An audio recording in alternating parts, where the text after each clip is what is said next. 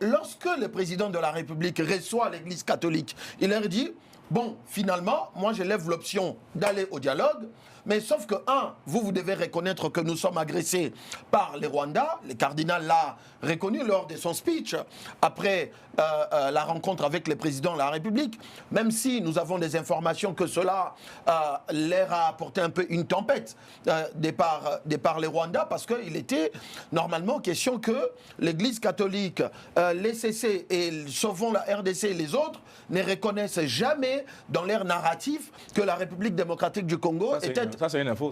C'est une information. Vous savez que je viens fraîchement du Congo. Et donc, ça, c'est quelque chose, peut-être que vous n'avez pas vu venir. Et donc, les présidents les a pris des cours.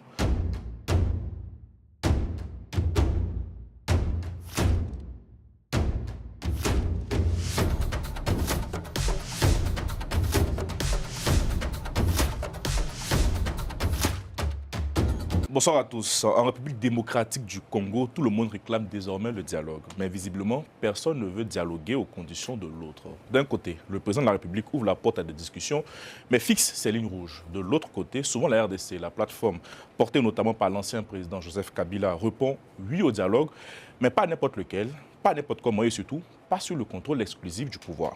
Pendant que Kinshasa cherche la formule, les regards se tournent vers l'autre côté du rive. Le président de la République était récemment reçu à Brazzaville par son homologue Denis Sassou Nguesso. L'empereur, comme le surnomme ses pairs, connaît bien les acteurs, connaît les crises de la région et entretient de très bonnes relations avec Kinshasa. Sassou Nguesso va-t-il ou doit-il jouer un rôle dans le dialogue national annoncé en RDC? Félix Tshisekedi va-t-il se plier aux conditions de Sauvons la RDC? Pour en débattre ce soir, nous recevons ce plateau, comme d'habitude, Lucien Pompou, bonsoir. Bonsoir, Karim. Dadi Chiswaka, bonsoir. Bonsoir. Guy Mafimba, bonsoir. Bonsoir, Karim. Bonsoir. Amo Mavinga. Bonsoir. Vous avez le sourire ce soir. Hein? Vous avez le sourire. C'est la joie de vivre. Sourire. Il est faux. Hein? Je reste avec vous, parce que vous êtes très heureux aujourd'hui, j'imagine. Comment vous avez accueilli cette déclaration de Sauvons la RDC qui, au départ, n'était pas très favorable à un dialogue national, enfin, c'est encore le cas, mais aujourd'hui, ils ont essayé, à mon avis, de poser leurs conditions. Ils ont eu de principe, mais à certaines conditions que j'ai listées dans mon intro. Oui, j'ai suivi aussi la réaction de Sauvons le Congo pour le dialogue. D'abord, il y a un premier point qui nous met tous d'accord ensemble. Il faut qu'il y ait un dialogue national et inclusif pour que nous puissions débattre, surtout que le dialogue est une pratique qui entre dans notre culture, savoir dialoguer quand il y a une crise pour trouver des solutions. Il pose des conditions. Ouais. Quand moi je vois l'agenda de Sauvons le Congo, depuis la création d'abord les interventions de M. Joseph Kabila avant qu'on arrive à la création de Sauvons le Congo, quand je vois leur proposition, je trouve dans leur vision, c'est leur vision de faire des choses, les propositions qu'ils font pour les conditions qu'ils posent pour la tenue du dialogue, ces conditions reflètent exactement la position de Sauvons le Congo, Sauvons la RDC. Mais maintenant, il y a le président de la République qui a donné aussi les conditions pour le dialogue. Mais il y a des contradictions flagrantes. Donc moi, je pense que les propositions, les conditions qu'il propose ne seront pas acceptées. On va aller dans le détail. Merci beaucoup, mon doyen. Il réclame une médiation neutre, indépendante, avec l'appui de l'Union africaine et des Nations Unies. Il demande également que le dialogue se tienne dans un pays tiers afin de garantir, selon eux, la sécurité, la participation de toutes les parties. Bonsoir à tous. Pour cette troisième saison, la Bande Akali lance son grand casting. Nous recherchons de nouvelles personnalités, de nouvelles voix, de nouveaux visages pour rejoindre l'équipe. Pour candidater, c'est tout simple. Envoyez-nous une vidéo de présentation via WhatsApp au numéro qui s'affiche au bas de l'écran. À très vite. Oui, mais c'est ce que j'ai dit. Ils ont posé des conditions, mais le président de la République aussi. Est-ce qu'on peut prendre certains éléments dans leurs propositions pour constituer ce dialogue, à votre avis? Je pense que la peur qu'il y a pour l'autre camp, ils pensent que la médiation peut être jugée et partie si c'est convoqué par le président de la République. C'est la raison pour laquelle, moi, j'insiste toujours, il faut toujours d'abord attendre, parce que c'est la raison pour laquelle je ne veux pas tomber dans le pied de la précipitation.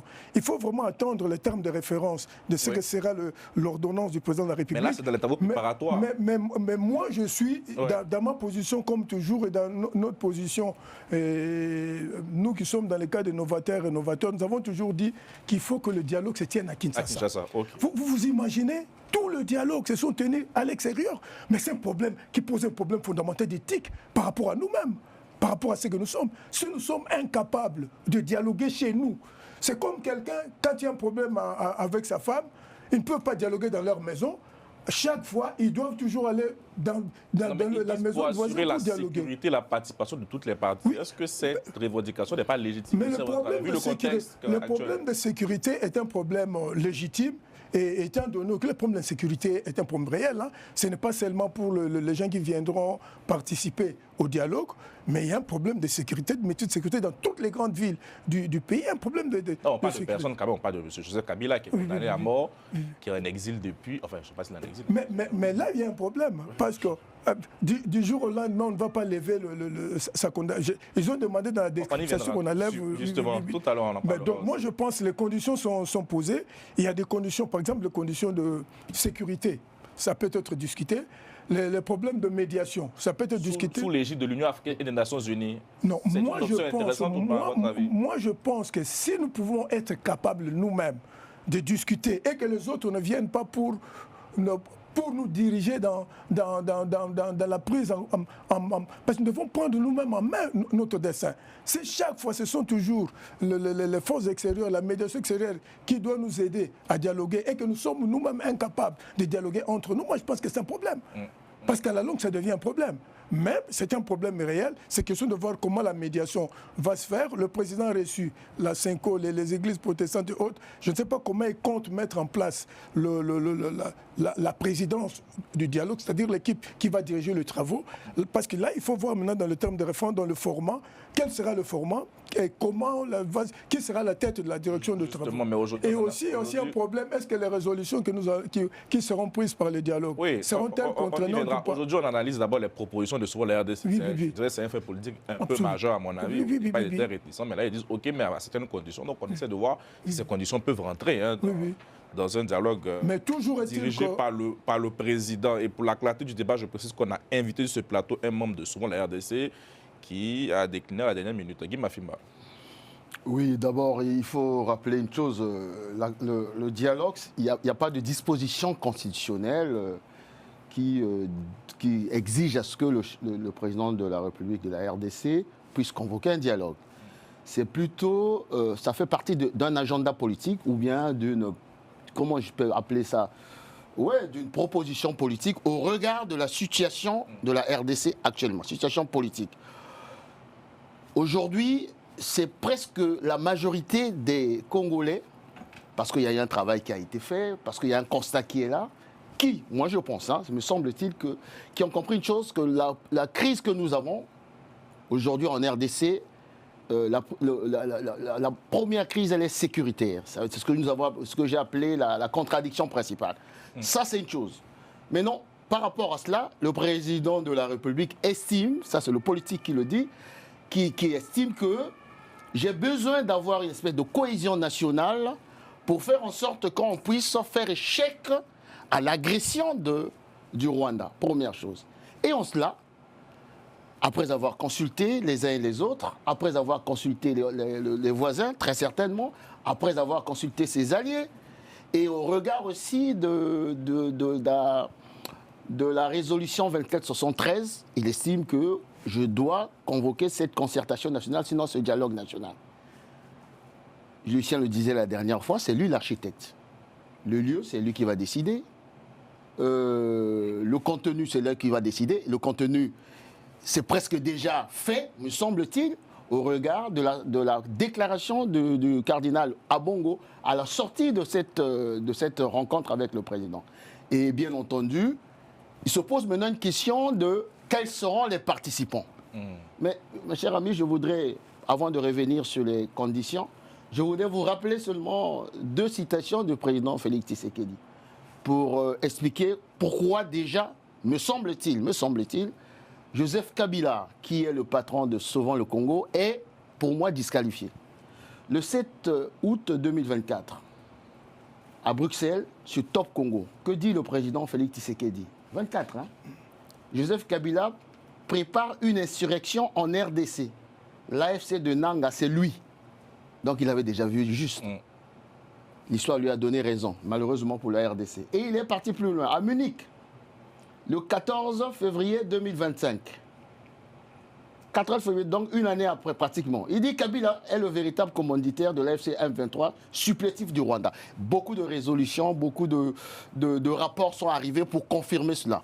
Maintenant, on voit Joseph Kabila avec Sauvons le Congo, qui est une des composantes de l'opposition, parce qu'il y a Sauvons le Congo, il y a la C64 et la FC23. Sauvons le Congo qui sort, au lieu de prendre en compte le fait que véritablement il y a un dialogue qui est proposé par le chef de l'État, si nous sommes vraiment dans la logique de trouver une solution à cela, ben, ne posez pas les conditions. Je pense qu'à la rigueur, on dit d'abord, oui, nous sommes pour le dialogue, mais les canaux diplomatiques, ça c'est une suggestion que je pense, s'ils avaient la jugeuse politique, à travers les canaux diplomatiques, ils auraient pu commencer à faire passer véritablement leur désirata. Ils font tout le contraire, ils listent cette résolution. Je reviendrai pour démontrer qu'en fait, cette condition reflète, premièrement, le pacte social qui avait été proposé par le fameux, la Cinco, et dans les 7 conditions qu'ils ont posées, j'ai la conviction que si encore, on va dire encore, il est toujours en train de voir Kagame, mais je veux le démontrer que de toutes les conditions qu'ils ont posées, il y a Kagame qui est derrière. Juste une, avant, pour que je reviendrai plus tard, lorsqu'il parle les causes profondes, une analyse sans tabou des racines de la crise multidimensionnelle que traverse le pays. C'est quoi une crise multidimensionnelle? Je reviendrai un peu plus tard dans les détails. Pour moi, quand Kagame dit « Ah, vous savez, le problème de frontières là, il faut voir ça parce que nous estimons que le Sud Kivu et Nord Kivu appartenaient au Rwanda. » Là, pour vous, ce sont les 7 recommandations de Paul Kagame. Mais quand j'analyse, je veux le démontrer. Hein, je dis pas, je veux le démontrer. Hein. J'ai pris seulement crise multidimensionnelle, c'est Kagame. Cette expression a déjà été utilisée par Paul Kagame. Les véritables raisons profondes de la crise. Et là, je retrouve ça parmi les conditions. Donc, c'est comme l'impression que souvent, Congo, c'est le ventriloque de Paul Kagame. Lucien. Alors, le président Tshisekedi, comme je l'ai défini, c'est l'architecte. Mais l'architecte qui est aujourd'hui un peu coincé. Pourquoi je le dis? S'il dit oui, c'est-à-dire s'il accepte les conditions de M. Kabila, on dira, mais vous voyez bien, vous ne respectez pas la justice, Monsieur le Président, vous laissez faire la rue, vous laissez faire les armes, ce n'est pas normal. Ça, c'est une position. Il y a l'autre position, s'il dit non, alors il y aura de la secousse dans l'espace politique, mais j'ai bien peur que les faits lui donnent raison. Pourquoi? Il l'a dit... Ah, c'est intéressant ça, Lucien. S'il refuse ces propositions, oui, vous pensez que ça peut déboucher sur quoi concrètement? Alors, on reste dessus. Oui, s'il refuse, il faut qu'il refuse et qu'il améliore sa communication. Ça veut dire que la base constitutionnelle sur laquelle il va construire son dialogue, le refus de l'amnistie, parce qu'on n'en parle pas, on fait que veut faire M. Kabila? M. Kabila veut passer par effraction. Passer par effraction, ça veut dire quoi? Au nom du pacte pour la nation, vous, Monsieur le Président, au nom effectivement de l'entente et du dialogue, vous acceptez le dialogue, mais voici nos conditions, et il faut l'accepter, parce que ces conditions sont importantes, vont ramener la paix. Sauf que M. Kabila, lui, il traite les conséquences. Ce qui l'intéresse, c'est revenir dans le jeu politique. Mais est-ce que dans ces propositions, encore je pose ma question, le président peut piocher au moins une pour organiser son dialogue, à votre avis, de ce que je viens de lister? Non, bah évidemment. Alors, on va discuter pour la sécurité. Une question qu'a soulevée effectivement Armand, c'est la question de la sécurité. Il a peur pour sa sécurité, Kabila. Bon, mais s'il a peur pour sa sécurité, je ne sais pas, je ne suis pas à la place du président de la République, quelles peuvent être les conditions pour garantir... La première, d'abord, c'est de lever peut-être la grâce présidentielle. Oui, et justement, la grâce présidentielle. C'est une hypothèse qui peut être possible, mais à quelles conditions? Est-ce que les forces qui entourent, les forces vives politiques qui entourent le président de la République sont d'accord avec ça? C'est pour ça que je disais, oui, mais à condition que la base constitutionnelle soit respectée et que tout le monde soit d'accord avec un début de grâce ou d'amnistie. Or ça risque de coincer, ça risque d'être difficile.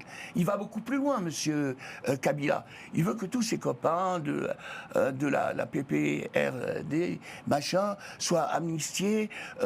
Il souhaite, en fait, discuter du mandat présidentiel et la gouvernance. Attendez, le président de la République, Tshisekedi, tient sa légitimité d'une élection. Pourquoi veut-il discuter de la gouvernance? Il veut discuter de la gouvernance parce que le véritable problème qui intéresse M. Kabila, c'est Kinshasa, c'est Félix Tshisekedi. C'est pas le Congo, c'est pas Sauvons le Congo. Il n'en a rien à faire de ça.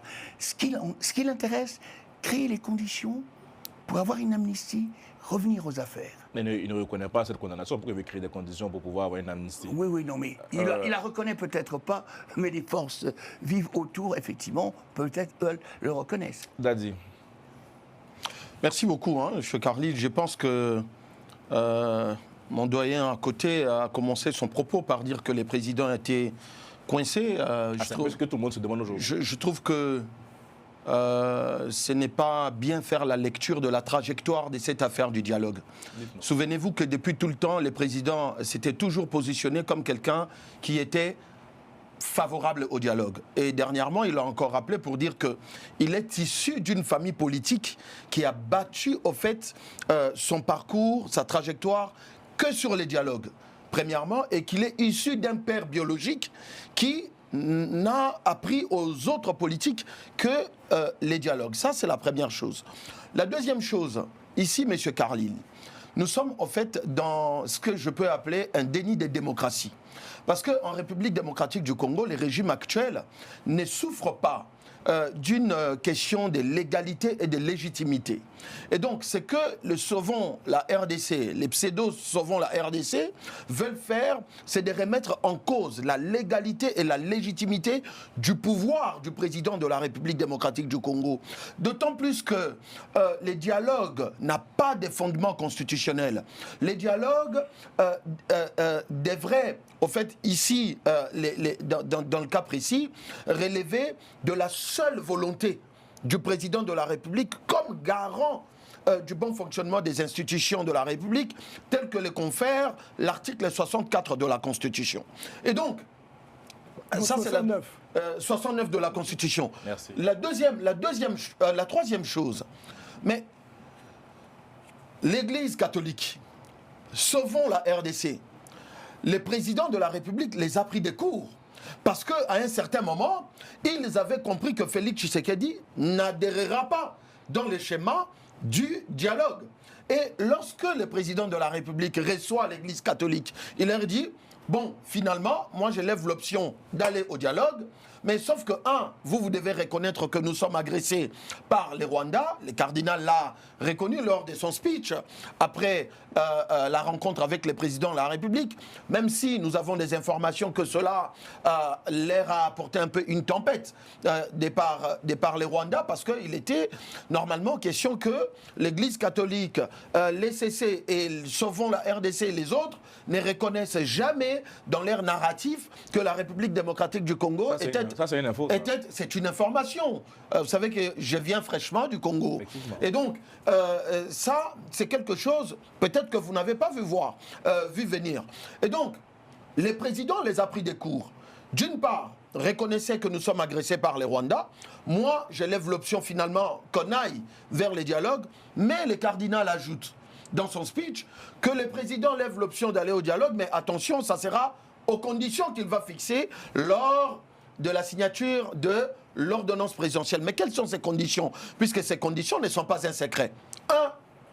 Ils sont tout contraires des propositions de Sauvons la RDC. La première des conditions, c'est que les dialogues doivent s'organiser impérativement sur le sol de la République démocratique du Congo. La deuxième condition, c'est que, pour une fois, depuis les 48 autres dialogues que nous avons eus dans notre pays, ces dialogues, les présidents les veulent sans interférence internationale, pas de médiation extérieure. Ça sera, comme ils le veulent, un dialogue entre Congolais. 66 ans après, Est-ce que nous sommes aussi incapables de pouvoir nous mettre autour d'une table et discuter? Mais cela ne veut pas dire que la RDC ou que le président est fermé aux apports des uns et des autres, par exemple de ses homologues. Nous allons en parler. Tout à l'heure. Parce qu'il n'y a pas que le président Sassou, il y a par exemple le président d'Aïchimier, il y a le président de l'Angola, il y a même les présidents, Cyril. Il y a même le président Cyril Ramaphosa, on peut en citer la présidente de la Tanzanie. Et donc, on n'est pas contre cela. Donc, ici, M. Carlyle, ce qu'il faut retenir, c'est que les conditions posées par Sauvons la RDC sont des faux fuyants. Parce qu'ils ont été pris des coups par la volonté du président, finalement, d'aller vers ces dialogues. Et pour s'extirper de ces dialogues, ils posent des conditions dont ils sont conscients que le président de la République, et mieux, le peuple congolais, n'adhérera pas dans ces conditions-là. Monsieur Carlyle, je l'ai dit d'autant plus qu'en ce moment où je vous parle, je suis avec notre mouvement Plateforme Politique Horizon, nous sommes en pleine tournée nationale et internationale. Donc nous venons ici de faire la province de l'Équateur, nous venons de faire la province du Haut-Katanga, la province du Sud-Ubangi et la province du Haut-Lomami, et je viens de faire la Belgique où on a été en face de la diaspora congolaise de Belgique. Et la question, elle a été clairement posée. Est-ce que vous voulez un dialogue à ces conditions-là? Le peuple répond à cette question-là que non. Parce que n'est pas se référer à notre histoire politique par rapport justement au dialogue que nous avons déjà eu dans notre pays, c'est vouloir revivre encore une fois de plus la même histoire. Et aujourd'hui, le peuple souverain, le peuple congolais dit non à ce type de dialogue qui devra normalement déboucher à des brassages, à des mixages, à des partages de pouvoir, à des amnisties, à des gens qui vont continuer et continuellement à endeuiller le peuple congolais. Ces formes de dialogue, le président de la République qui porte les aspirations profondes du peuple a dit non. Et le cardinal Ambongo qui, lors de cette audience auprès du président de la République, était non seulement porteur de la voix de la SENCO, mais il était aussi porteur de la voix de Sauvons la RDC, du Rwanda et tous les autres. Et donc il est sorti de là avec une communication claire, limpide, de la part du président de la République qui, d'une part, oui, je veux les dialogues, mais d'autre part, voilà les conditions dont les dialogues devraient normalement avoir lieu. Monsieur Carlyle, je vous informe sur ces plateaux, de manière, et j'en ai la légitimité, je vous informe sur ces plateaux que les dialogues s'organisera au Congo. Les dialogues seront organisés par les institutions de la République.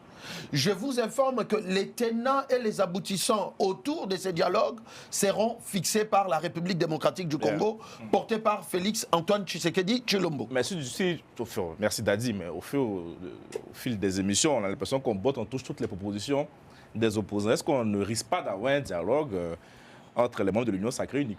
Mais je m'excuse, 30 secondes. Je m'excuse. La question n'est pas des beautés en touche. Mon aîné Guy Mafimba vient de vous démontrer un peu d'entrée lors de sa prise de parole. On est ici ni plus ni moins en face d'une stratégie construite qui consiste à pouvoir inféoder, infiltrer.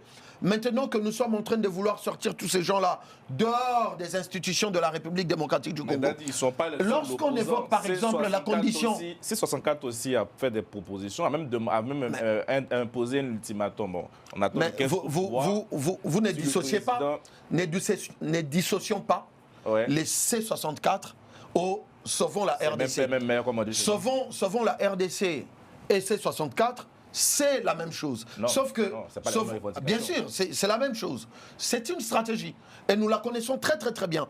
Sauvons la RDC est une opposition extérieure et les C64 est une opposition en interne. Mais tous parlent les mêmes langages et ils montent une stratégie qui consiste à pouvoir distraire les Congolais. Lorsqu'ils évoquent la condition liée à la sécurité, mais Martin Fayoulou vit-il où? Il vit au Congo. Ils parlent de monsieur Kabila, qui n'a pas le même sort que... Oui, mais monsieur Kabila a pris les armes contre les pays. Mais j'appelle plus que votre ancien allié. Je vous informe que monsieur Kabila a pris... Monsieur Kaboun, votre ancien allié, a demandé à ce que monsieur Kabila revienne discuter aussi, soit autour de la table. Mais monsieur Kaboun, qui est-il? Enfin, excellent. Qui est-il? Le PS. Hein. Non, mais qui est-il? C'est un acteur politique congolais. Non, les gens se donnent, comme vous disiez tout à l'heure à Nof, les gens se donnent de l'importance qu'ils n'ont pas. Allez-y. Oui, bon, Herman comme Mavunga. nous ne cessons de le dire, moi je suis de ceux qui disent que le dialogue doit avoir lieu à Kinshasa. Parce que je reviens toujours à ce qu'avait dit notre... Est-ce qu'il faut, par exemple, avoir pour décrisper la situation, est-ce que le président doit faire un geste envers M. Kabila? Bon, d'autant plus que M. Joseph Kabila est condamné. Mais pourquoi on parle seulement de Joseph Kabila, on ne parle pas des autres membres de Sauvons le Congo? sûr, enfin, bon, M. Kabila, il est condamné à mort. Oh, je sais pas, bon, c'est pas pour la Non, mais c'était n'importe qui, M. Carlyle. Pour la décrispation. Non, en matière, c'est l'ancien président de la Non, c'était n'importe qui, parce qu'il est rebelle aujourd'hui. Mais c'est votre ancien président. Non, mais c'est un rebelle. Oui. Il ne mérite plus le respect des Congolais. Je pense que cet aspect-là est laissé à l'appréciation du président de la République. Si vous étiez président, est-ce que vous aurez pris cette initiative, Herman Mavunga? Tout dépend du contexte dans le dialogue actuel tel que c'est défini. Oui. Hein? Dans le dialogue Si vous actuel tel que devez c'est réaliser un défini. dialogue, est-ce que vous aurez dit au président, Monsieur le Président, faites une grâce et mettons tous les acteurs autour de la table? Est-ce que vous aurez dit ça? Oui, vous savez, moi je pense que la grâce n'est pas la permission de tout. Parce que quand il y a une grâce, c'est-à-dire on doit examiner les fautes. La grâce au sens juridique, hein, pas... Oui, au sens juridique. Ouais. Je l'ai dit ceci. Quand il faut examiner, il faut voir quelles sont les fautes qui ont été commises. Il y a des fautes graves qui Oui. parfois ne nécessitent pas... Et donc, pas possible pour lui. Parce que Dadi l'a traité de rebelle quand même. Hein. Non, je dis, hein, il y a des fautes graves qu'on ne peut pas pardonner. J'ai lu tout à l'heure les Parce que si on se met, à dissoudre toutes les fautes, je pense que nous allons retomber dans cette situation où dans cette situation... Alors, je pose la question parce que c'est la petite musique qui commence à monter. Des gens commencent à faire pression pour demander à ce qu'on puisse décrisper. Parce qu'il y a des cas qu'on peut... C'est un piège. Penser qu'il faut le faire. Il y a des cas qu'on peut gracier et il y a des cas qu'on ne peut pas gracier. Exemple. Tout dépend de l'ampleur Joseph de tout Kabila, ça. par exemple. Est-ce qu'il faut le gracier pour aller au dialogue? Mais moi, je pense, est-ce qu'il faut nécessairement qu'il soit là pour qu'il y ait dialogue? La question qu'on peut se poser.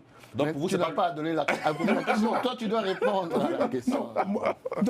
Mais les rénovateurs prenaient du temps pour répondre quand même. Moi, je pense que Vous avez un courant. Quelle est votre pour idée? l'instant, moi, je pense qu'il n'est pas nécessaire qu'il soit là. Ok, Hein, merci. pourquoi je l'ai dit? C'est plus clair. Si Sauvons le Congo, comme ils le disent, est une association où il y a plusieurs personnalités, moi je pense que si c'est vraiment une institution démocratique, il y a d'autres personnes qui peuvent représenter Sauvons le Congo. Ah, c'est intéressant. Est-ce que vous connaissez un peu les profils de ceux qui font souvent la Parce que c'est ça. Parce que c'est ce qui est en train de détruire le jeu des acteurs politiques. La personnalisation dommage qu'on n'ait pas le des représentant, institutions, malheureusement. la personnalisation de groupes politiques. Tu verras dans chaque parti politique, on a toujours tendance à personnaliser autour du présent. Et moi je dis non, nous ne pouvons pas continuer avec ce système de personnalisation des institutions. La personnalisation, c'est ce qui fait que tout le système est engraissé, corrompu. Donc, souvent, la RDC a sa place dans le dialogue. Mais est-ce que toutes les personnes qui sont dans le Sauvons là, de vous avez dit qu'on ne personnalise pas. Donc, Kabila mais n'est pas dans le obligé. cas Mais de est-ce que politique, souvent pour la décrisper, RDC... Oui. pour décrisper, Oui. moi je dis oui, D'accord. mais il faut chercher Très bien, dans merci beaucoup le pour Sauvons la le cohérence. Congo les gens qui peuvent participer. Voilà. Bien, merci Je suis beaucoup. surpris, Armand. Je suis souvent, le Congo, c'est une machine politique. Avec comme patron Joseph Kabila, pour répondre à ce que tu disais tout à l'heure. Donc, ce que... Moi je le dis par Attendez, rapport... Armand, Ok, S'il te vas-y, plaît, s'il vous plaît. quel que soit l'acteur de Sauvons le Congo, ils obéissent aux orientations stratégiques et programmatiques de Sauvons le Congo. Donc tu ne peux pas dire on prend tel acteur pour venir... non, c'est un non-sens. Non, c'était dans le sens, on a parlé, c'est sur la grâce. Il faut que nous demeurions dans Non, on peut faire le grâce thème. à certaines Je personnes. donne sauf à Joseph Absolument. Kabila. Il Mais faut ça voir n'a pas de l'ampleur sens. tout le monde n'est pas Bon, condamné à mort là-bas. je vais... Est-ce que tout le monde Sauvons le Congo sont condamnés à mort? Mais le problème, c'est pas ça. Ça s'appelle de l'inégalité. Hein? Guima Fimba. Non, enfin, je ne vais pas revenir sur ça parce que pour moi, c'est un non-sens. Je continue à penser. Moi, je fais partie d'un parti politique. Si mon chef est condamné, comment voulez-vous que... Non, il était condamné avant. Bon, tu m'amènes sur un débat qui n'est pas le mien. Alors, je vais revenir sur ta question de tout à l'heure. Sur le son de cloche des crispations. Non, j'ai dit tout à l'heure, le dialogue, ce n'est pas une disposition constitutionnelle. C'est une orientation politique, stratégique et programmatique pour atteindre un objectif. L'objectif du chef de l'État, aujourd'hui, garant de la nation, c'est de récupérer les territoires occupés par l'agresseur rwandais. Or, depuis le deuxième mandat, il s'avère qu'un certain nombre d'acteurs politiques, pas des moindres, donc Joseph Kabila, qui, au regard d'une disposition de la Constitution, a été taxé de haute trahison parce que la complicité avec Le Rwanda. le Rwanda. Donc, il n'y a même pas de grâce à parler de... Non. Nous sommes un État. C'est comme si on vous demandait on avait amitié, comment il s'appelle, le maréchal Pétain. Désolé. On n'a pas parlé de grâce à Kabila ici. Hein. Pardon? Hein? On n'a pas parlé Non, de grâce à non, Kabila non, ici. Il faut que les non. choses soient claires. Non, parce qu'il est en train de dire, c'est comme si j'avais dit. Bon, il- non, il non, faut- je continue. Je veux dire par là que orientation stratégique et programmatique du chef de l'État, le marqueur de ce dialogue ne peut pas souffrir d'autres des conditions. Je veux les lister vite fait pour. Allez-y. Regardez, médiation neutre, la médiation neutre. Cette condition, par exemple, reflète le pacte social de la 5 ans. Pourquoi aller chercher la neutralité alors que non seulement le dialogue, ce n'est pas constitutionnel, c'est une orientation politique. Et pourquoi aller chercher comme si lorsqu'il y a eu la fin de la guerre en Angola, on a eu besoin de... Il y a une question de confiance, crise de confiance. La confiance, c'est le peuple aujourd'hui qui a quasiment tranché. Le peuple de la RDC aujourd'hui. Vous faites les sondages, vous avez fait un sondage là. C'est pour ça que j'ai parlé des dénis des Vous avez démocraties fait tout à l'heure. le sondage la dernière fois, le sondage est clair. Et lorsque je vois par exemple ce que Dadi fait lorsqu'il se promène un peu partout dans la région, j'ai vu la ministre de la Jeunesse hier qui a rassemblé beaucoup de gens. Contrairement lorsque je vois la C64, il n'y a pas match. Il se prépare. Voilà, inclusivité totale. Cette condition, c'est non seulement un manque de sens de l'État. Comment on peut parler d'inclusivité totale alors qu'il y a des gens qui ont été condamnés? Donc on va les prendre Nanga pour aller participer à un dialogue. Et est-ce que les gens se posent la On n'a question pas de parlé savoir... de Nanga ici, les condamnés. Non, je parle d'inclusivité totale. Quand on dit inclusivité totale, ça dit que tous ceux qui sont en porte-à-faux avec la loi, avec les dispositions de la Constitution, on ne peut pas parler d'inclusivité. Je continue. Pays tiers, c'est quoi les pays tiers? Les tenues dans un pays tiers pour garantir la sécurité. Donc on va revenir encore à Sainte-City, ça n'a pas de sens. Examen des causes profondes, et ça m'intéresse, de la crise multidimensionnelle. Ça c'est très intéressant. Et le français, c'est un peu, il complique les choses, mais c'est simple hein, pour moi. Hein. Crise multidimensionnelle, donc toutes les dimensions anthropologiques, j'ai dit tout à l'heure, les histoires, donc ils vont ramener les histoires de Banyamulenge et des autres. C'est pas l'heure de du dialogue en tout cas, c'est clair. Mais ça c'est le narratif de qui? De ce qu'on nous a déjà dit. Ben voilà, mais c'est le narratif de Kagame qu'il ramène ici. La dimension historique, les frontières, ils vont poser ce problème-là. La dimension géopolitique, ils vont revenir à l'AFDL. C'est nous qui avons chassé Mobutu, donc nous avons une part de pouvoir à continuer avec Kagame. Voyez-vous? Et les résolutions contraignantes, le caractère souverain. Attends, c'est un coup d'État qu'ils sont en train de préparer là. C'est un coup d'État. C'est-à-dire qu'on va sortir de là avec des résolutions, donc Tshisekedi est démis de ses fonctions. C'est un coup d'État que vous êtes en train de préparer.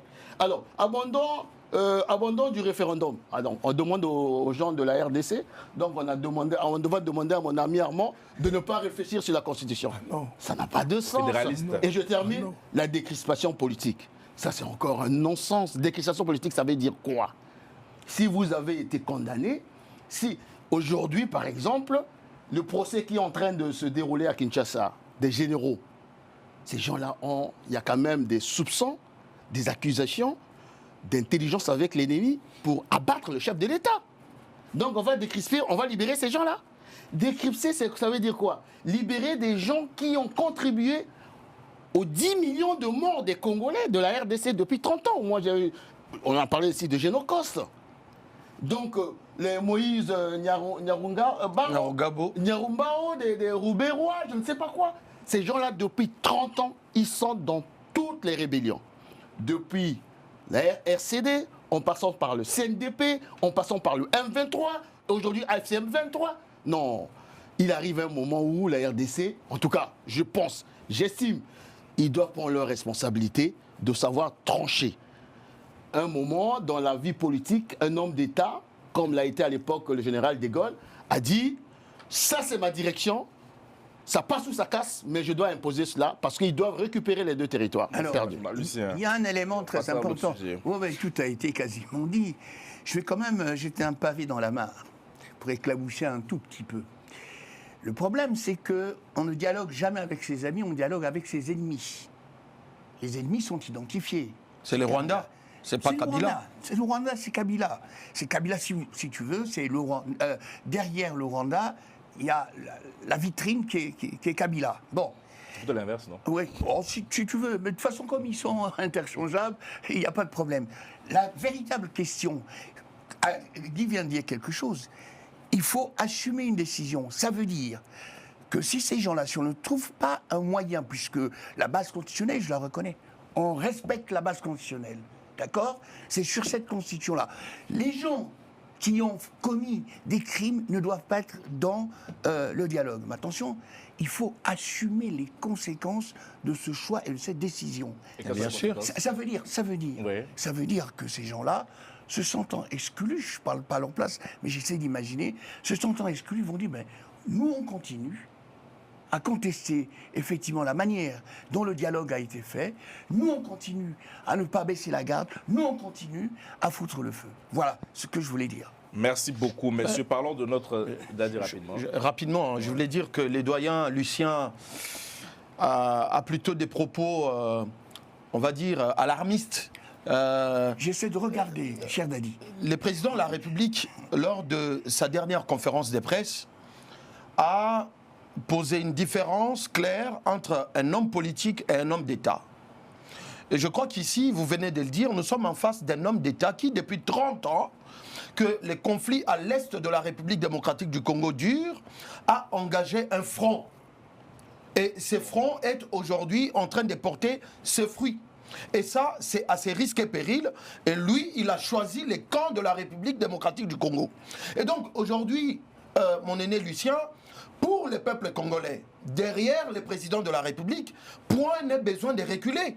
Mais je ne dis Point, pas... mais excusez-moi, point n'est besoin de reculer. Ça, c'est la première chose. La deuxième chose, nous le disons et nous le répétons, dialogue, oui, mais aux conditions fixées par celui qui en a la légitimité de pouvoir convoquer ces dialogues. Et ces conditions-là, le peuple adhère. Je répète et je reprends encore ici que nous parlons au nom du peuple parce que vous êtes conscients ici sur les plateaux que quand on parle du peuple, ce n'est pas à la télé que nous le disons. Nous tournons à travers la République pour rencontrer les jeunes, les femmes, les papas et tout le monde. Et donc c'est ça la position du peuple congolais. Maintenant, je répète encore ici, les conditions posées par Sauvons la RDC, c'est des conditions dont ils savent en amont que les Congolais, et mieux, le président de la République ne va absolument pas adhérer dans ces conditions. Et par conséquent, nous n'allons pas répéter l'histoire des 48 dialogues précédents. Ces dialogues, il va être absolument différent des 48 dialogues précédents. Et ça va. Mais oui, il faut les répéter. Parce que la répétition est la mère des choses. Nous voulons que les uns et les autres le comprennent bien. Vraiment rapidement. Mais je suis d'accord avec le choix du président Tshisekedi. Je suis d'accord avec l'architecte. Je suis d'accord avec tout. Mais je dis simplement qu'il y a un petit problème. Vous ne pourrez pas empêcher ces gens qui auraient été exclus. C'est légal, légitime. Mais c'est ce qu'il a dit. Oui. Le peuple congolais est prêt à affronter ces gens-là. Alors, justement... L'option est levée. Elle est peut-être levée. Le peuple est prêt. Est prêt à prendre des armes. Mais le peuple est prêt. D'accord. Bon. C'est le triptyque, hein. Est-ce que Mme Mavinga est pas les armes? Doyen Lucien, vous avez vu, lorsqu'il fallait que le peuple sénégalais récupère son pouvoir, le peuple l'a fait. Lorsqu'il fallait que le peuple... Excusez-moi, non, la grande majorité, pas une partie, la grande majorité. C'est ça la loi de la démocratie. Lorsqu'il fallait que le peuple du Burkina, du Mali, du Niger se positionnent aux côtés du pays, ils l'ont fait. Le peuple congolais, aujourd'hui, Félix Tshisekedi a contribué sensiblement à ouvrir les yeux du peuple congolais et du monde entier. Et aujourd'hui, ce peuple se met prêt à se battre derrière le président pour sortir les pays de ce conflit. C'est pas une politique. Moi, je suis sur terrain. Oui. Moi, je suis sur terrain. Vous êtes à Paris. Merci. Vous êtes à Paris. Moi, j'étais en Bandaka. Je sais pas tout. Merci. Non, on va avancer. Même depuis ici, on a des infos, Dad, ne dites pas ça. Pardon? On a des infos même étant ici aussi. Oui, mais c'est toujours différent de celui qui les palpe. C'est le complexe de ceux qui sont plus légitimes qu'en étant sur le terrain. Non, monsieur Carmille, on les palpe, monsieur C'est pas à Carmille. vous, mais je le dis à toutes ces personnes qui le disent aussi. Merci beaucoup. Le président a traversé le fleuve ces derniers jours pour rencontrer son homologue, Denis Sassou Nguesso. Guy-Mafimba, est-ce qu'il peut être l'homme qui pourra rapprocher le pouvoir congolais de l'opposition? Non, il n'y a pas d'homme providentiel dans la crise. Mais pourquoi d'ailleurs, pourquoi il y a... C'est le deuxième voyage, je crois. Oh, mais à 15 minutes, en 15 minutes, on est à Kinshasa. C'est vrai. C'est un peu plus lent pour aller en Tanzanie, un peu plus lent pour aller en Afrique du Sud. Tout à fait. Donc il n'y a pas d'homme providentiel dans la crise de la RDC. Les gens diront toujours peut-être qu'il est tellement fan. Je ne suis pas fan. J'ai fait de faire une analyse fine. Tshisekedi arrive aux affaires en 2019. Il visite les 9 voisins pour leur expliquer quelle est sa vision. Je veux travailler en bonne intelligence avec les 9 voisins pour faire en sorte que notre pays, qui est devenu un pays pivot à travers toutes ses potentialités, quand on parte. Mais malheureusement, il a été poignardé au dos par certains de ses voisins. Et je ne suis pas du style à mettre les gants. Lorsque le Congo, mon pays, la République du Congo, a commencé à signer des accords avec le Rwanda pour installer je ne sais pas quoi, les histoires, j'étais le premier homme politique du Congo, de la République du Congo à dénoncer ces accords. Et j'avais parlé à l'époque d'une belligérance qui sera actée. Parce que lorsque vous partagez, je ne sais pas combien de kilomètres de frontières, je crois plus de 1200 kilomètres de frontières avec entre les deux pays, et vous hébergez plus ou moins un pays qui a agressé votre voisin immédiat, mais bien entendu, tôt ou tard, le problème va se poser. Je me félicite aujourd'hui que le président Denis Sassou Nguesso est revenu plus ou moins à la raison. Ce n'est pas encore acté, il est revenu plus ou moins à la raison. Au regard de toujours ma citation, je disais, la RDC est notre allié naturel, historique, géopolitique et géostratégique. Si ça éternue à RDC, au Congo, ça va tousser. Je crois qu'il a compris cela. Et au regard de son expérience entre côtes, du fait qu'il connaît les deux belligérants, l'agresseur Kagame et l'agressé Tshisekedi, Félix Tshisekedi, qui est presque son fils, il peut jouer à faire en sorte que la résolution 2473 s'appliqua. Et les allers et retours, je pense aussi que ça participe à cela, mais ça ne fait pas de président Denis Sassou Nguesso l'homme providentiel. Ce n'est pas l'acteur indispensable. Donc. Non, il n'y a pas d'homme providentiel de faire l'acteur indispensable. Je vais vous faire juste une indiscrétion. Vous savez, il y a à peine quelques jours que l'ambassadeur de la RDC a été... on a nommé un nouveau ambassadeur de la RDC. Ouais. Parce que la diplomatie, il y a des choses qui se passent dans les coulisses qu'il faut être plus ou moins initié pour comprendre. Ça veut dire qu'il y avait plus ou moins des relations qui, on ne dira pas tendues, mais il n'y avait pas une confiance totale. N'oubliez pas aussi que le président Laurent-Désiré Kabila, les gens qui ont assassiné Laurent-Désiré Kabila, sont partis de Brazzaville, qui sont sortis par Brazzaville. N'oubliez pas que beaucoup des gens qui ont fui la RDC parce que en proie avec des problèmes de justice et autres, sont passés par Brazzaville, qui se retrouvent aujourd'hui à Bruxelles. Donc, ce climat de confiance doit être consolidé, mais dans l'intérêt des deux camps, mais surtout de notre pays, parce que, comme j'ai dit, c'est 17 millions à Kinshasa. Donc, si ça touche là, Brazzaville ne va pas tenir. Et le président Denis Sassou Nguesso, en tout cas, je termine par ça, c'est l'aspiration des Congolais de Brazzaville. nous pensons que notre allié naturel, historique, géopolitique et géostratégique, c'est la RDC, c'est pas le Rwanda. Si on reste à l'analyse, je me suis amusé à lire un peu. J'ai retenu quelque chose d'assez intéressant. On dit si M. Tshisekedi fait appel à Sassou Nguesso, c'est peut-être un signal d'ouverture, mais aussi l'aveu qu'il ne parvient plus à parler directement à ses opposants. Est-ce que vous partagez cette lecture en Mavinga? Oui, moi je pense que oui. C'est comme, je voulais dire quand même, vous savez, pour le président Denis Sassou Nguesso, je pense que c'est un enjeu majeur pour lui, sur le plan de son expérience, de son aura qu'il a eu en Afrique. Vous savez, dans toutes les crises que nous avions eues et tous les dialogues que nous avons eus, c'est curieux de voir qu'aucun dialogue, même une rencontre importante n'a eu à Brazzaville, qui est à 15 minutes. C'est déjà On n'a pas d'expérience positive pour des dialogues au Congo. Hein, donc, non, je sais. Que nous, les dialogues, ce n'est pas des dialogues, hein, c'est des monologues. Oui, donc, ce n'est pas donc, une expérience négative. Hein, donc, non, ne prends pas cela comme une expérience positive. Non, j'ai dit pour nous. Oui, mais ça ne sert à rien d'aller à Brazzaville parce que nous avons organisé des dialogues. Je sais ça de dire. Non, compte tenu de cette situation, moi je pense que le président Denis Sassou Nguesso, il est conscient, compte tenu de son expérience et sa longue expérience, je pense qu'il est conscient qu'il peut faire quelque chose pour une fois. Je dis bien pour une fois, qu'il peut faire quelque chose dans la crise congolaise. Mais comme il a dit, il n'y a pas de magie pour cela. Mais moi je pense, compte tenu de son expérience, il peut pour une fois jouer un rôle pour rapprocher les opposants. Mais je sais qu'il y avait déjà méfiance des gens de C64.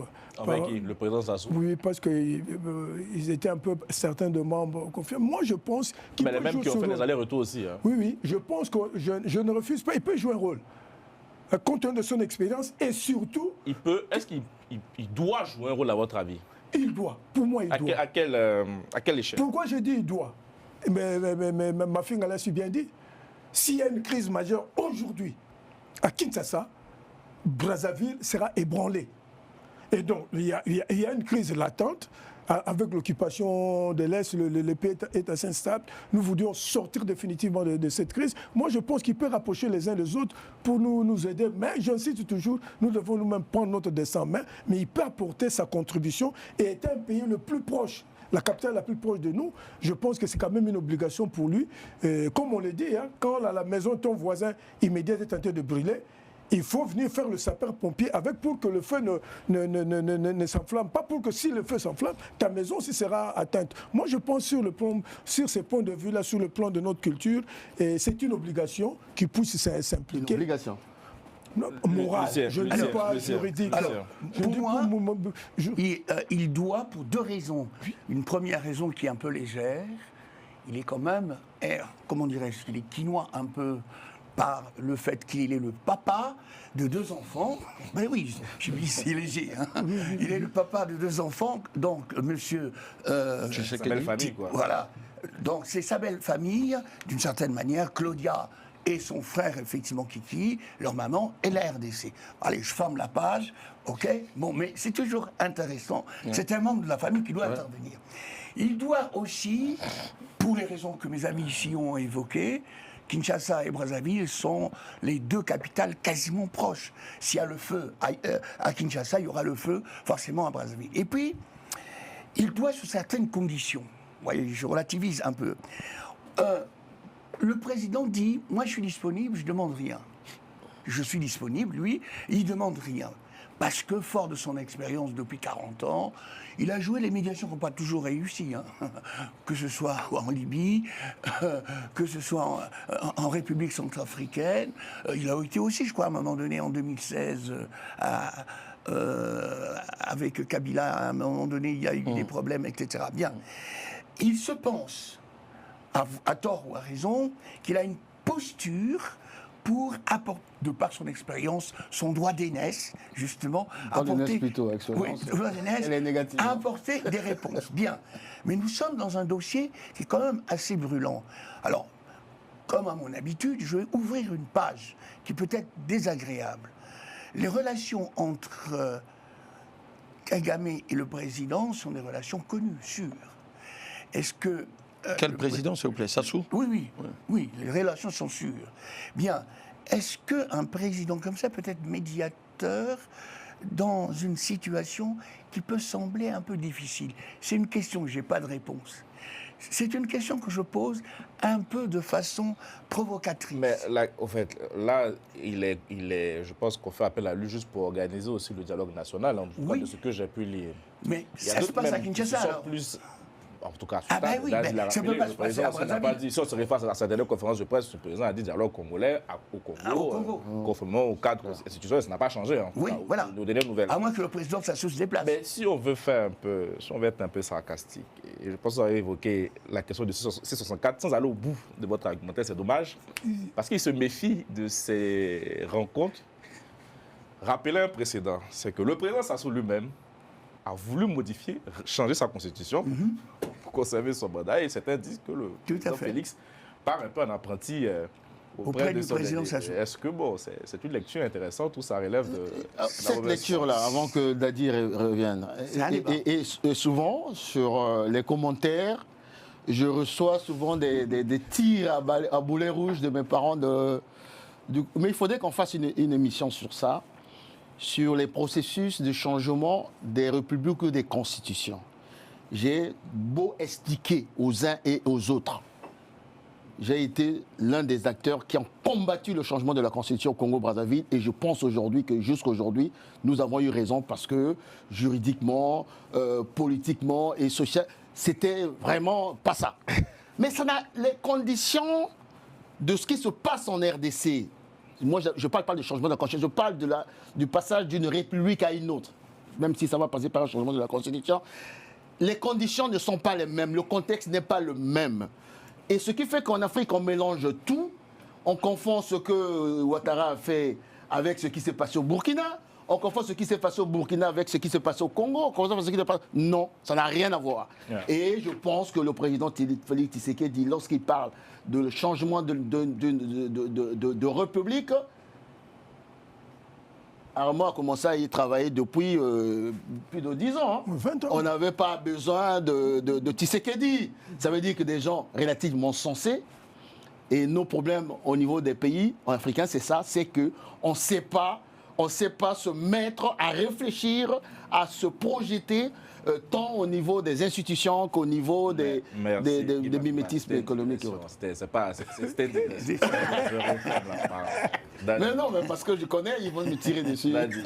Sur ces rencontres, est-ce que le président Sassou peut être un bon intermédiaire pour vous aider à organiser ce dialogue? Si vous êtes preneur, du côté de votre parti Horizon surtout. Bonsoir à tous. Pour cette troisième saison, la Bande Akali lance son grand casting. Nous recherchons de nouvelles personnalités, de nouvelles voix, de nouveaux visages pour rejoindre l'équipe. Pour candidater, c'est tout simple. Envoyez-nous une vidéo de présentation via WhatsApp au numéro qui s'affiche au bas de l'écran. À très vite. Je pense que il faut dire qu'à Kinshasa et plus globalement au Congo, dans mon pays, au Congo-Kinshasa, il y a plusieurs mois en arrière, et jusqu'aujourd'hui, la confiance, je parle bien du peuple congolais, ne s'est vraiment pas encore rétablie entre le peuple congolais de Kinshasa et le président Sassou.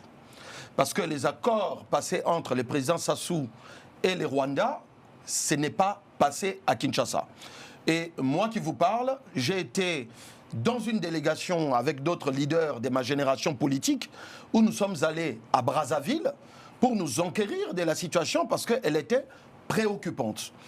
La deuxième chose, c'est qu'il y a eu des débats houleux au niveau de l'Assemblée nationale à Brazzaville, dont j'oublie les noms de la maman députée qui avait... Claudine Mounari. Maman Claudine Mounari, qui avait porté cette question au niveau de l'Assemblée nationale à Brazzaville pour... Entre autres, je pense que son combat a abouti, entre autres, au fait que le Congo-Brazzaville, finalement, a abouti par le retrait de ses partenariats. Pas complètement. Alors, pas complètement. Ouais. Alors, aujourd'hui, je pense que le président Sassou doit être d'abord lui-même, du point de vue moral et éthique, historique, doit être dans une démarche de rétablir la confiance qui a toujours existé depuis la nuit des temps. Mon aîné Guy Mafimba parle d'une relation stratégique, historique et autres. Moi, je dirais plutôt que les deux pays sont des pays qui ont plus ou moins les mêmes destins. Dieu et la nature nous ont en tout cas obligés d'avoir les mêmes destins. Et donc, on ne peut pas dissocier les destins de la République démocratique du Congo et la République du Congo. Je vais vous dire, en 2016, je me suis rendu dans la terre sainte d'Nkamba, chez le prophète Simo Kimbangu. Et là-bas, j'ai trouvé qu'il y avait 3 résidences présidentielles. Il y a, parce que ça existe toujours, il y a la résidence du président de l'Angola, il y a la résidence du président du Congo-Brazzaville et il y a la résidence du Congo-Kinshasa. Et donc, ces résidences ne sont pas construites par les présidents. C'est les présidents de ces 3 pays, mais c'est des résidences construites par l'Église kimbanguiste. Parce qu'elle estime que les 3 pays ont été un seul pays. Et donc, par conséquent, vous comprenez pourquoi je parle du destin. Donc, nous sommes les 2 Congos, des pays liés par un même destin. Et par conséquent, les présidents d'ENU doivent pouvoir se trouver intéressés au plus haut point à tout ce qui se passe en République démocratique du Congo. Qu'on l'appelle ou qu'on ne l'appelle pas, il doit pouvoir s'inviter d'une manière ou d'une autre. D'autant plus qu'aujourd'hui, chez nous en RDC, à la tête du pays, il y a son fils. Parce que Félix Tshisekedi, c'est ni plus ni moins les fils du président Sassou. Et nous sommes au regret, où nous étions au regret de constater que le président Sassou voudrait sacrifier un fils et aller dans une sorte de partenariat de quelqu'un qu'il ne connaît pas. Le maréchal Mobutu, en 1974, du haut de la tribune des Nations Unies, disait entre un frère et un ami, les choix étaient clairs. Et d'autant plus, entre un fils et un ami des circonstances, les choix devraient être clairs. Qu'est-ce que vous savez? C'est peut-être. Je suis d'accord avec. Votre frère aussi, vous savez pas. Je suis. Non, ben écoutez, nous connaissons l'histoire quand même. Ça, c'est du carré, ça. Exactement. Non, Monsieur Carlyle. Monsieur Carlyle. Monsieur Carlyle. Pas le monopole de la paternité. Je suis d'accord. Mais sauf que nous ne sommes pas sur ces plateaux en train de refaire l'histoire politique de l'Afrique. Nous connaissons l'histoire politique de l'Afrique. Ça peut évoluer aussi dans. Je suis d'accord. Je suis d'accord que ça peut évoluer. Sauf que le président Sassou ne changera jamais la géographie de l'Afrique et de la région. Le président Sassou ne changera jamais. Il voulait dire par là qu'il y a des intérêts financiers et économiques qui ont changé la donne, malheureusement. Mais monsieur Carlyle. Je n'irai pas plus loin. Mais monsieur Carlyle, je ne vois pas un intérêt financier et économique que les Congo-Brazzaville pourra avoir avec les Congo-Brazza qu'il ne pourra pas avoir avec la RDC. Je suis désolé, parce que si, excusez-moi, vous n'êtes pas le président de la RDC, mais excusez-moi, parce que si les Américains, les Français, qui sont loin de la RDC, trouvent leur intérêt économique au Congo, et ce n'est pas le Congo-Brazzaville qui est incapable de trouver des intérêts économiques en République démocratique du Congo. Et donc, le président Sassou, pour moi, je dirais qu'il doit s'inscrire dans une démarche de rétablissement de confiance entre le peuple de Kinshasa et le peuple de Brazzaville, et ceci est extrêmement important. Et je finis par dire, le président Sassou doit pouvoir se poser la question sur l'héritage qu'il doit léguer aux Congolais de Brazzaville. Nous, c'est pas sa priorité, on s'en fout. Parce que on gouverne un pays, pas avec des souvenirs, mais avec l'avenir. Et donc, il doit se poser des questions sur qu'est-ce qu'il laisse à la progéniture. Comme le disait Félix Tshisekedi, un homme d'État regarde aussi aux générations futures. Ah, c'est pas le cas du président Sassou? Ce n'est pas ce que j'ai dit. Attention. Ce n'est pas ce que j'ai dit. Merci Moustapha, merci Robert. Bonne soirée à tous.